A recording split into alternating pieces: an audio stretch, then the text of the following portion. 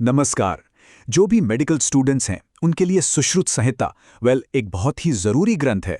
पर क्या ये बस एक किताब है या फिर हजारों सालों में फैली एक पूरी कहानी?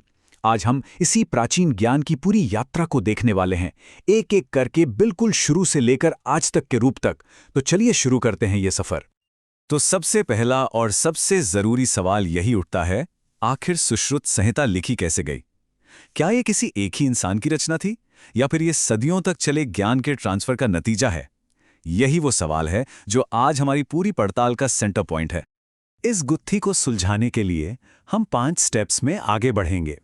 पहले हम इसके इतिहास की जड़ों तक जाएंगे, फिर धन्वंतरी के दिव्य उपदेशों के बारे में जानेंगे, इसके बाद लेखकों के कंट्रीब्यूशन को समझेंगे और आखिर में उन की फैक्ट्स को समराइज करेंगे जो एग्जाम के लिए बहुत जरूरी हैं।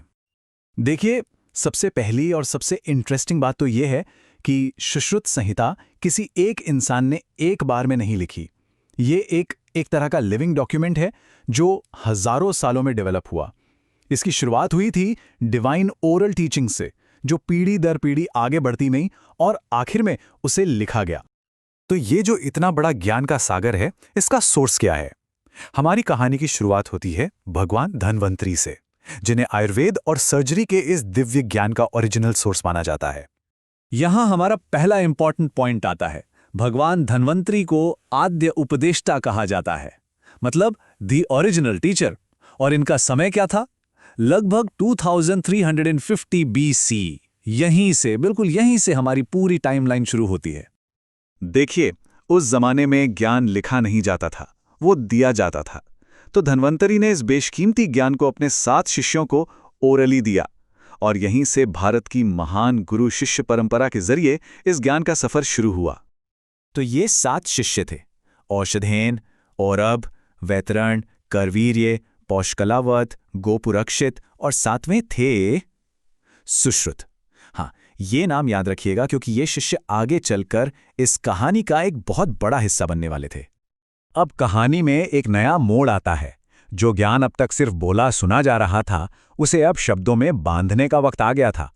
तो अब हम उस दौर में चल रहे हैं जहां अलग अलग विद्वानों ने इस ज्ञान को सदियों तक कंपाइल किया। ये है संहिता के लिखे जाने की असली यात्रा। ये जो टाइमलाइन है ना, ये पूरी कहानी का सार है। जरा देखिए, 2350 BC में धन्वंतरी से यात्रा शुरू हुई। फिर करीब 1000 BC में वृद्ध सुश्रुत ने इसे पहली बार लिखा। उसके बाद आए सुश्रुत, फिर नागार्जुन और आखिर में 10वीं सदी में चंद्रन ने इसे फाइनल टच दिया। ये मैप हमें दिखाता है कि ये ज्ञान कैसे इवॉल्व हुआ। चलिए अब इनमें से हर एक के रोल को थोड़ा और करीब से देखते हैं।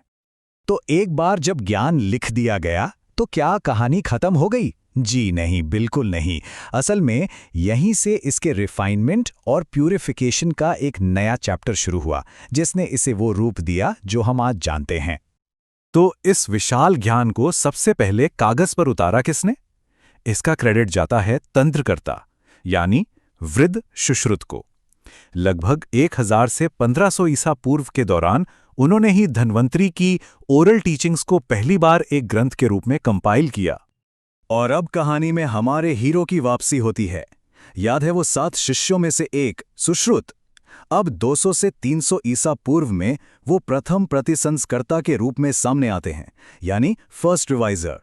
उन्होंने वृद्ध सुश्रुत के ओरिजिनल टेक्स्ट को और ज्यादा सिस्टमैटिक और रिफाइंड बनाया। वक्त आगे बढ़ता है और 5th सेंचुरी में एक और महान विद्वान नागार्जुन इस ज्ञान यात्रा में जुड़ते हैं। द्वितीय प्रतिसंस्कर्ता मतलब सेकेंड रिवाइजर के तौर पर उन्होंने न सिर्फ इस ग्रंथ को रिवाइज किया, बल्कि इसमें उत्तर तंत्र नाम का एक पूरा नया सेक्शन जोड़कर इसे और भी ज्यादा कंप्लीट बनाया। और फिर आखिर में 10th सेंचुरी में आते हैं चंद्रन। उन्हें पाठ शुद्धिकर्ता कहा जाता है क्योंकि उन्होंने वक्त के साथ टेक्स्ट में जो भी गलतियां आ गई थी उन्हें ठीक किया और हमें वो शुद्ध वर्जन दिया जो हम आज पढ़ते हैं। मतलब उन्होंने इस मूर्ति को आखिरी तराश दी। तो हमने ये पूरी लंबी और फैसिनेटिंग जर्नी देख ली।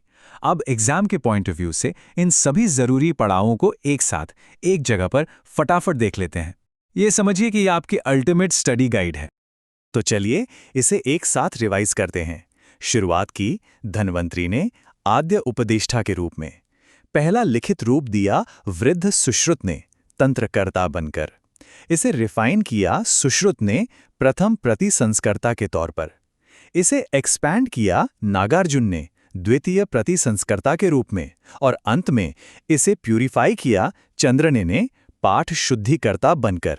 बस ये टेबल ही इस पूरी कहानी की की है। तो आखिर में एक सवाल सोचना तो बनता है, जब हम ये जानते हैं कि एक ग्रंथ तो बनने में 3000 साल से भी ज्यादा लगे, तो क्या ये प्राचीन ज्ञान को देखने का हमारा नजरिया नहीं बदल देता?